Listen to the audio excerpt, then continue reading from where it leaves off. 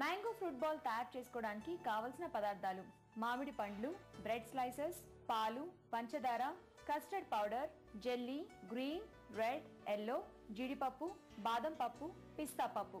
Mango fruit ball తయారు చేసే విధానం: ముందుగా ఒక బౌల్ తీసుకొని అందులో పచ్చి పాలు పోసుకొని కాగనివ్వాలి. పాలు కాగుతున్నప్పుడు అందులో 1.5 కస్టర్డ్ పౌడర్ లో కొద్దిగా చల్లటి పాలు వేసి కలుపుకున్న మిశ్రమం వేసి బాగా కలుపుకొని 5 నిమిషాలు ఉడికించిన తర్వాత 3 స్పూన్ల షుగర్ వేసి కలుపుకోవాలి. ఇప్పుడు 4 వైపులా కట్ చేసుకున్న బ్రెడ్ స్లైసెస్ ని 1 కప్పు పచ్చి పాలల్లో చిటికెడు షుగర్ కలుపుకున్న మిశ్రమంలో డిప్ చేసుకొని మధ్యలో మ్యాంగో ముక్కలు పెట్టుకొని బాల్స్ లాగా చుట్టుకోవాలి.